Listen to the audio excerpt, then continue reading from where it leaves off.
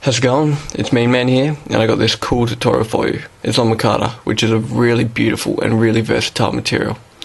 Now if you don't know what micarta is, it's just a composite of cotton and resin, commonly used for knife handles, which is what I'm using it for in this tutorial, but it's really only limited by imagination. Here you can see I put in some bell pendants. If you've seen my takedown bow tutorial, you might remember the bell feature I put in. Well, I was very close to adding the micarta scale around about here as well, and I might still do that one day.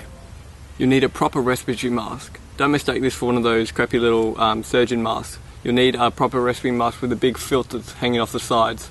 Other things you need are fiberglass resin, fabrics, baking paper and some clamps. You also need what I call a micarta channel, or just some boards. Boards are obviously easier, but I'll chuck up a tutorial on how I made the micarta channel. The benefit of the channel is that I get very straight, well-defined edges and I waste less resin. To expand a little on all that, here's the fabric I'm using. Just some jeans and some placemats that I picked up from an op shop. So here's the channel I'm using. As you can see, the baking paper is just there to line it and stop our recipe of awesome from sticking. So it's just like cooking. The fabric is cut to width and then stacked inside the channel. As you can see here, I'm doing a dry run, and this is recommended just so you know that everything's going to run smoothly when you do the wet run. Then some more baking paper is added and a slab of steel on top of that so you can clamp it. In regards to fiberglass resin, you should be able to pick it up at most hardware stores, but if you go to like a custom surfboard shop, you should be able to get it cheaper. So here's my wet run. If you are clamping in between two boards, still use the baking paper and don't cut the fabric as thin. I was considering cutting this part of the video short, but I think it's important the whole procedure is shown. But while I've got extra time, I'll explain an analogy I have for micarta. If you think of fiberglass as a nerd, then micarta would be its hot sister. This is because they're essentially the same thing. They're both a composite of resin and fiber. But micarta is not really useful for anything other than looking good.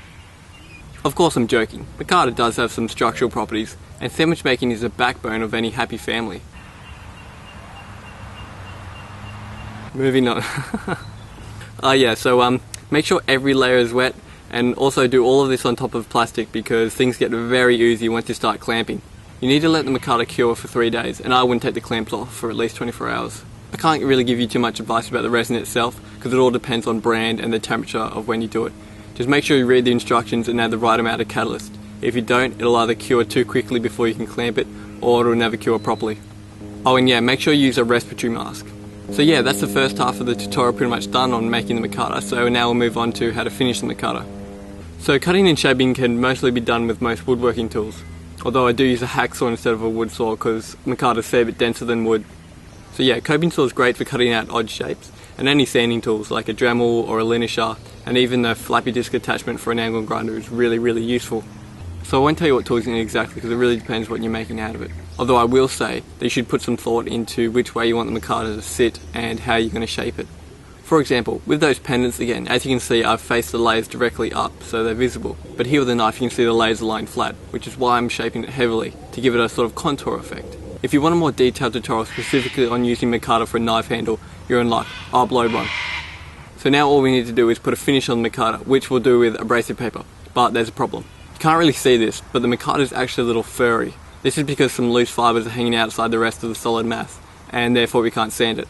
So the solution is cover it in super glue.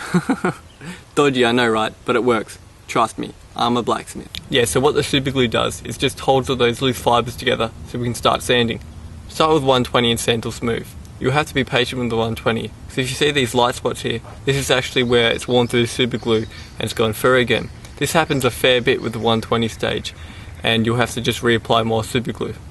This happens less with the high grits and it should speed along. In case you haven't sanded before, each time you move up a higher grit, what you're doing is removing the scratches from the last grit. And patience is required because if you move to a higher grit too early, you'll leave the scratches from the last grit behind and you'll never get them out. If you need to add super glue after the 240 grit stage, I recommend spreading the glue out while wearing a latex glove. This just means you'll save time because you don't have to sand a lump of super glue down. Hey, have you ever glued your fingers together with super glue? Well, that's a regular occurrence for me because I'm too stupid to wear latex gloves. I'd finish with around 1000 grit, and to put that final glossy finish on it, just use a metal polish. Seriously, I use Brasso. And if you have a buffing wheel, even better. However, a buffing wheel can cause too much friction and actually burn the micarta, so just be careful and make sure you move the micarta around a lot. So that's it. I hope you enjoyed today's lesson. I'll post an update video for any commonly asked questions or anything I forgot. I'd really appreciate a like, and don't forget to show me your micarta creations.